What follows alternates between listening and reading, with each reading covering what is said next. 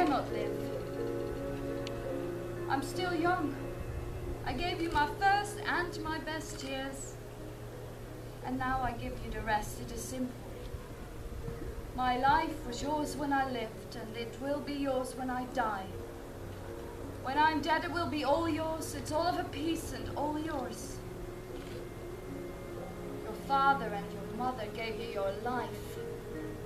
Now they are old. The little scrap of time left to them is more precious to them than you are. Either one of them could die at any moment. But we are not dealing with people, Admetus. We are dealing with a god. Promise me one thing. Just a simple thing. Nothing to equal what I have given to you. I think you love our children as I do. Admetus, listen. Let them be masters in their own house. Do not take another woman to persecute them, to be jealous of them, to curse them. Do not, Admetus. Do you understand me? The boy might survive it. The boy has you, but what of the girl? A stepmother would tear her to pieces one way or another. And the boy, where will he turn to for the love cut off in me? From her he will drink poison. Subtle and sugared maybe, but poison. You cannot watch over them. These two will be in her power, and she will secretly destroy them in the shadow of her own children. If any can come back from the dead, these two will make me come back to protect them. Promise me, Admetus. You have my word. I promise. Oh, Alcestis, I love you. As I have loved you alive, I will love you dead. Only you, no other wife shall ever be mine. I will mourn you, Alcestis, for my entire life. Only you, in the whole world, only you has loved me in word and in deed. From today, this house is closed to banquets. No more house parties. Henceforth, laughter is forbidden beneath this roof. For the last time have I heard merriment beneath this roof. I swear this before the gods. Alcestis, everything has gone with you. We will mourn her, Admetus. You are not alone in your grief. We love her. No mourning will ever be enough. Our children have heard you promise, Admetus, that no other woman shall ever call herself their mother. That no other woman shall ever rule this house as your wife. I have promised. Death wants only one of us. He has me. Alcestis. Alcestis! Oh, Alcestis! She's dead! No!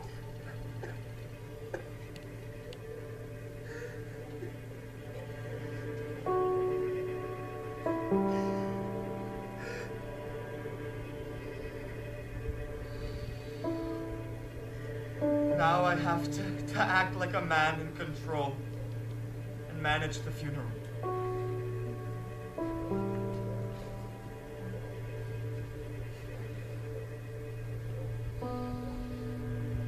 Friends, I'm thankful you are here. You know what we must now do. We must sing in defiance of this loathsome god who collects our bodies with anger at our reluctance like a debt collector. But first, let the year of mourning begin. Let the people be with me in my sorrow. Never shall I bury anyone I loved so much or who loved me more. She died for me. Let her be honored as she deserves.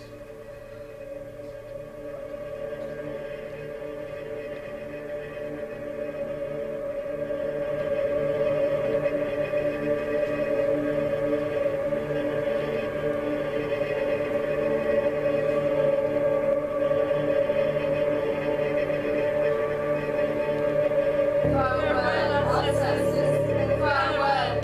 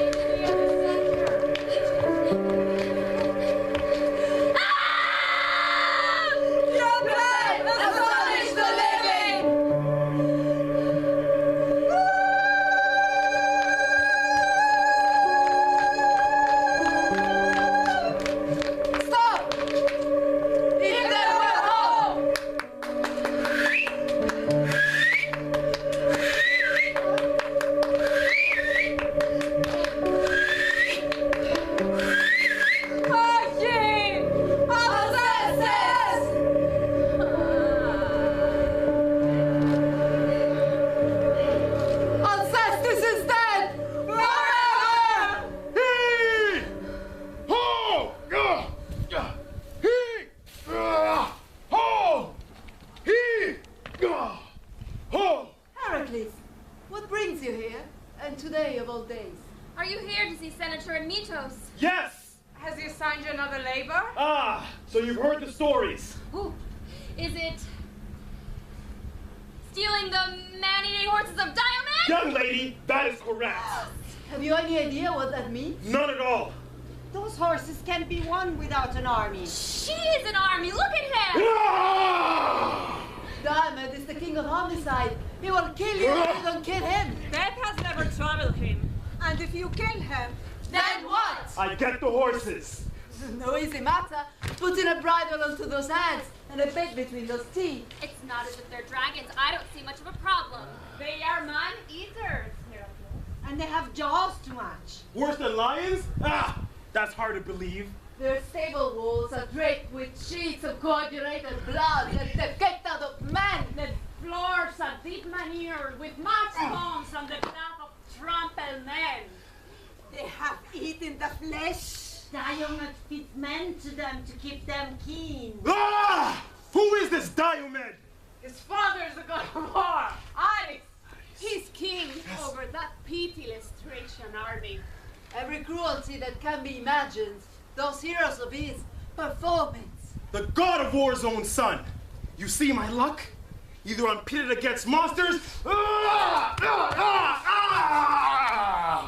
I'm up against one son or another of the god of war. Well, I take the things as they come. That's my way, and so far it's worked. Boom! I've never refused a fight. Ooh. To tell you the truth, I have to admit, I like fighting. It seems to keep me healthy.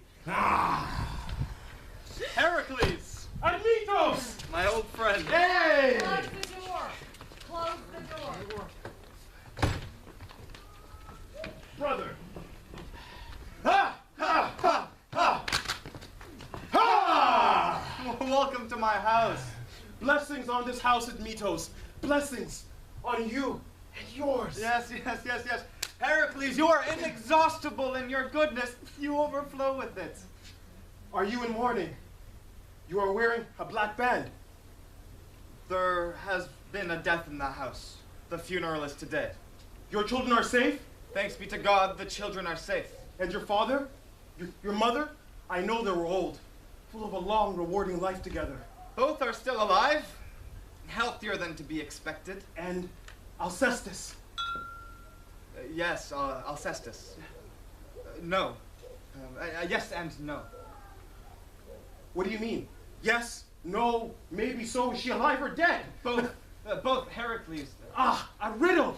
Tell me straight, Admitos. Alive or dead? She must be one or the other. She cannot be both. Do you know what happened? I heard you were doomed to die early. She offered to take your place. The whole world knows the story. In that case, Heracles, don't you see, if she is doomed to die, how can I think of her as alive? But any one of us can be killed tomorrow. We don't ruin today and with worrying about it. It's easy to say. Yes, we mourn only the dead. But when death approaches a woman you love more than your own life, it can't be ignored. But you are in mourning. Somebody has died. Somebody is dead. Who? A woman of the house. A foreigner or your kindred? She was born far off, but we loved her. And what was she doing here? She was an orphan. She lived with us after her father died.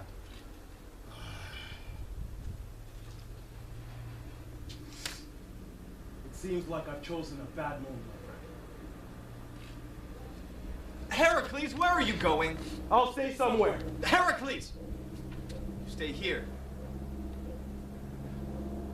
You are in a house of mourning. Nothing can be done about the dead. You must let me honor my guest. You cannot at one and at the same time mourn and entertain me. The guest wing is apart. That's where you'll be. Admetos, allow me to leave. I would be grateful. Do not humiliate me, Heracles. Stay with me.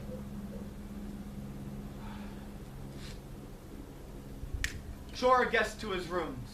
They are always ready. We will serve you food and wine, for you are a hungry man with a hero's appetite. And have come a long way. Also, we will make sure the business of the funeral comes nowhere near him. See to it that he forgets what's happening. He is my dearest friend. Right this way.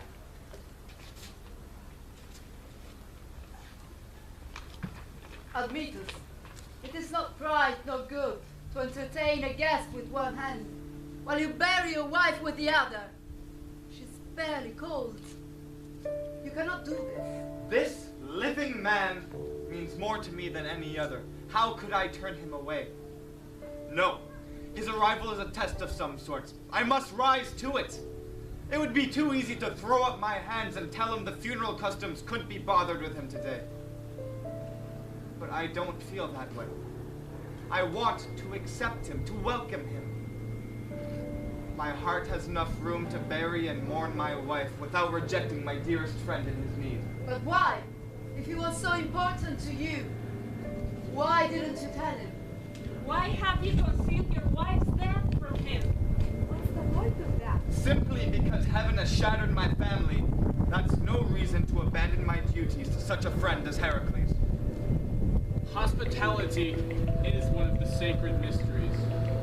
Now you see, though blasted by grief as a tree by lightning, Admetos welcomes a new guest.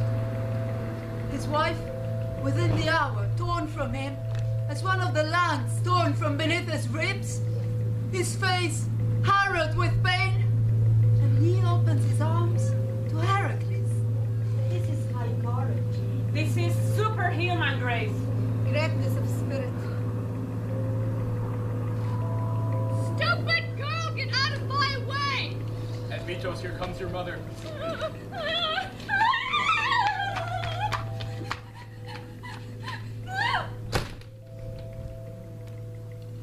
My son, this is a dreadful day. I have come to help you bear it. No better wife existed. These gifts are for her. I don't know why we want to bury our precious treasures with our dead, but we do.